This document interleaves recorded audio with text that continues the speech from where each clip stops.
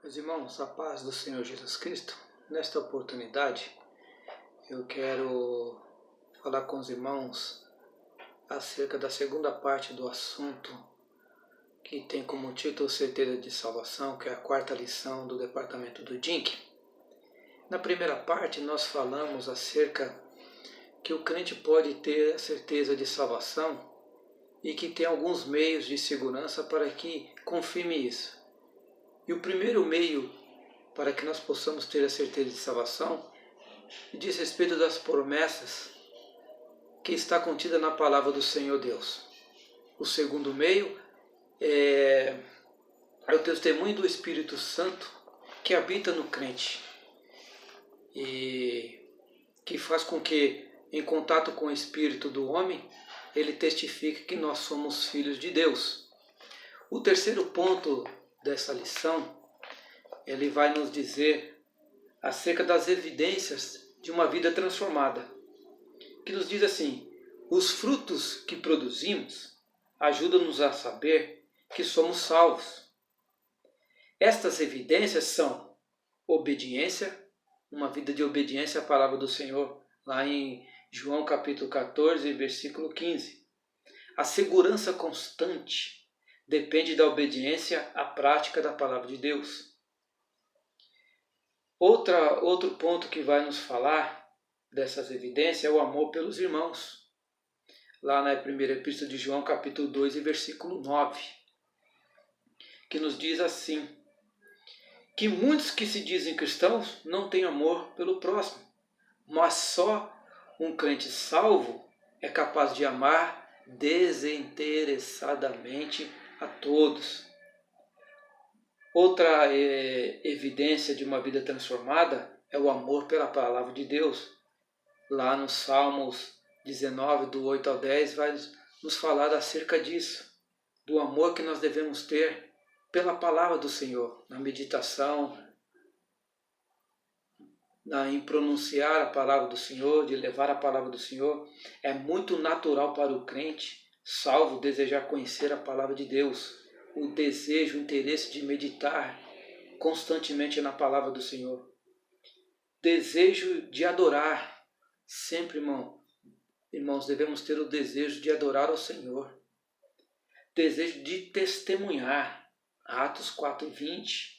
Só o crente seguro de sua salvação tem coragem de atrair as almas para Cristo.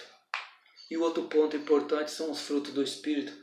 Lá em Gálatas capítulo 5, versículo 22 a 23, tem uma lista lá, irmãos, sobre os frutos do Espírito Santo. E o quarto ponto é o que encerra essa lição, vai nos falar das interpretações erradas que alguns irmãos, algumas pessoas fazem da palavra de Deus. Há crentes que acham que é muita presunção humana mostrar-se certo de sua salvação enquanto estiver aqui neste mundo. Mas a segurança não inclui arrogância por parte do homem. Pelo contrário, ela é um conhecimento humilde de que Deus nos aceitou como filho seu. Não se trata de autoconfiança do homem, porque esta confiança está baseada unicamente na obra de Cristo na cruz por nós. Mas o que vem a ser presunção? Presunção é orgulho, é arrogância, e que nós vemos que muitos ainda têm esse sentimento. No Novo Testamento está cheio de exemplos de pessoas que pensaram que eram salvas, mas de fato estavam enganando a si mesmas. No livro de Lucas, capítulo 18, versículo 9 a 14, vai nos falar do fariseu. Ele confiava em si mesmo e não hesitou em aproximar-se de Deus com plena certeza, mas faltou-lhe o coração quebrantado do publicano arrependido. Em Romanos capítulo 2, versículo 17 ao 23, vai nos falar do judeu. Um homem zeloso e religioso, gloriando-se em Deus, este acha que é um guia dos cegos, instrutor de ignorantes, mas infelizmente não pratica aquilo que prega e ensina. É possível, irmãos, professar ser crente, mas de fato ser hipócrita e ignorante da fé verdadeira. Há também aqueles que são professos, é o que relata lá em Mateus 7, versículo 21 ao 23, no Sermão do Monte, Jesus falou desta possibilidade, que diz assim: nem todo o que me diz Senhor, Senhor entrará no reino dos céus. Muitos naquele dia hão de dizer-me, Senhor, Senhor, então lhes direi explicitamente, nunca vos conheci. Isso mostra que nem palavras corretas, Senhor, Senhor, nem obras impressionantes, por exemplo, expelimos demônios, fizemos muitos milagres, são evidências suficientes de pertencer a Cristo. O que é essencial é obediência à vontade de Deus e um conhecimento pessoal de Cristo. Infelizmente, Cristo diz que há muitos que pensam que são crentes e não são.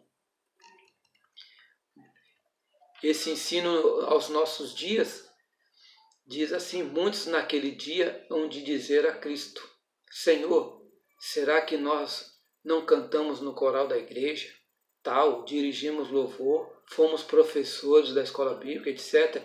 E ele pode nos dizer, nunca vos conheci. Qual é a sua verdadeira situação em Cristo hoje, hein, meu irmão?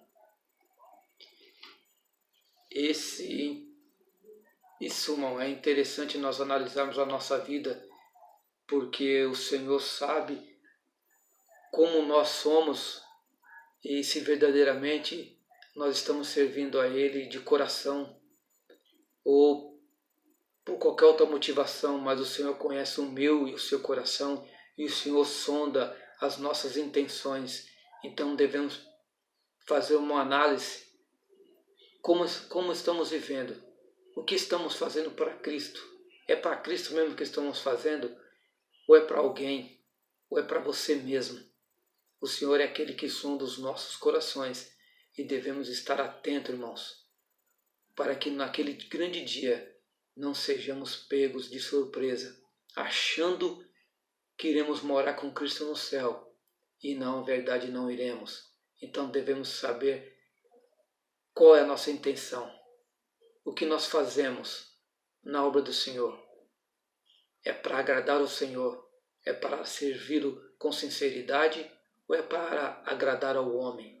Ou para se aparecer? Pense nisso, irmão. Medite nisso. Mas continuando.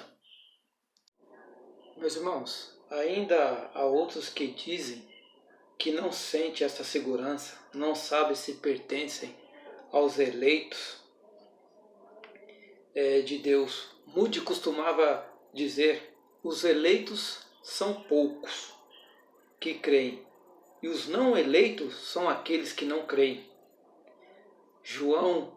Evangelho de João, capítulo 3, versículo 16, vai dizer assim, e Deus amou o mundo de tal maneira, que deu seu Filho unigênito, para que todo aquele que nele crê, não pereça, mas tenha vida eterna. É necessário crer.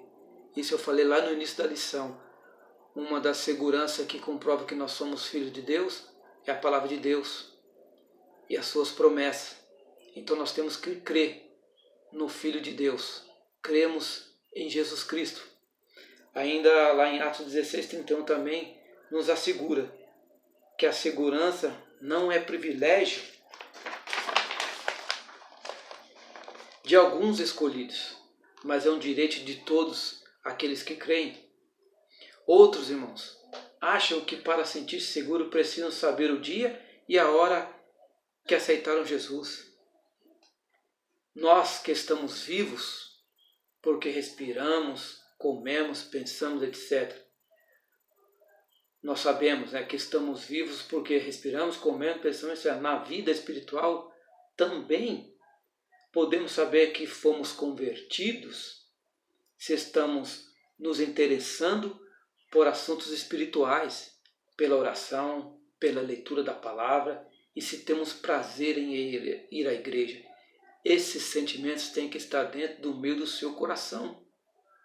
Isso é uma das evidências de que nós somos salvos, que nós temos certeza de salvação, se assim permanecermos.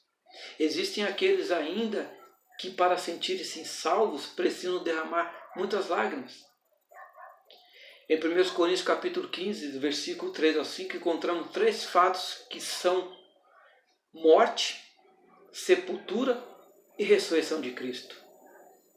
É sobre esses fatos consumados que nossa fé deve se apoiar. Na morte, na sepultura e na ressurreição de Cristo. Sabemos que Cristo veio a este mundo, andou por este mundo, nas ruas da Palestina, pregou o reino dos céus, o reino do seu Pai, morreu, ao 3º dia ressuscitou. E se nós professarmos com a nossa boca, cremos no coração que Jesus veio como homem, andou por aqui, morreu e ressuscitou ao 3º dia, e nós praticamos tudo aquilo que ele praticou, isso é certeza, irmão. Isso é certeza de salvação. Que ele é fiel para cumprir tudo o que ele nos prometeu, que nos daria a vida eterna, um lugar para estar para sempre com ele. Amém, meus irmãos? Que nós tenhamos essa certeza. E falando de dúvidas, meus irmãos, dúvidas são o contrário de presunção. Há alguns que não têm plena certeza de fé porque lhes falta um sincero coração, enquanto há outros que não têm plena certeza porque não têm se aproximado de Deus. São pessoas cheias de dúvidas. Há muitos em nossas igrejas assim, correram bem na vida cristã por algum tempo, mas depois começaram a ter dúvidas a respeito de sua salvação, dizendo assim, ou pensando assim, será que sou crente mesmo? Por algumas atitudes, em alguns momentos, impensados, que até parece, irmãos, que nós nos questionamos, será que eu sou crente mesmo? Por que esse sentimento veio ao meu coração? Por que eu agi assim? Por que eu falei assim? Não é? Mas essas coisas acontecem na nossa caminhada. O que não pode é prevalecer essa dúvida, irmão. Nunca pode prevalecer essas dúvidas.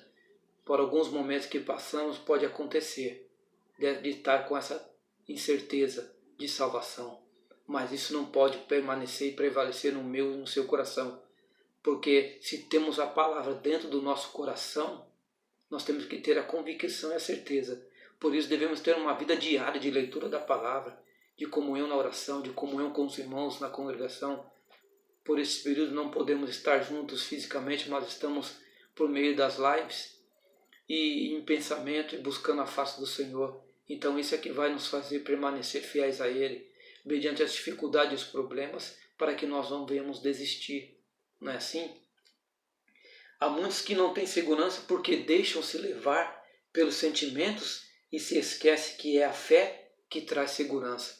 Nós não podemos esmorecer e não deixar a fé esvair-se. Devemos permanecer e continuarmos firmes. Não é, meu irmão? O texto de memorização de 1 João capítulo 5 e 13, ele diz que para que saibais que tens a vida eterna. Na abertura dessa epístola de João, lá no capítulo 1 do versículo 1, capítulo 1, 4, diz assim, estas coisas vos escreveram para que a vossa alegria seja completa. O contexto mostra o que constitui essa alegria. É a consciência da comunhão com Deus e seu Filho e seus santos. Em outras palavras, é a posse consciente da vida eterna. Assim, a introdução e a conclusão dessa epístola de 1 João se explicam mutuamente. Amém, meus irmãos? Então, para eu finalizar esta lição, eu gostaria de frisar acerca da certeza, que certeza é o fruto da fé salvífica. Assim como uma geada fora de tempo pode evitar que uma árvore dê frutos por uma estação, assim também a certeza pode não existir por um tempo, mesmo onde a fé verdadeira. E um crente pode, por um tempo, não ter essa certeza, mas como eu disse, não vai ficar guardada no coração, isso não vai ser uma constante. Por isso, eu volto a frisar, leitura diária da palavra, comunhão com o Senhor e com os irmãos na oração, no partir do pão, na comunhão na igreja, na intercessão, na busca constante em oração ao nosso Deus, buscando a sua graça, a sua presença, a sua misericórdia. Meus irmãos, que Deus vos abençoe e até uma próxima oportunidade. Amém?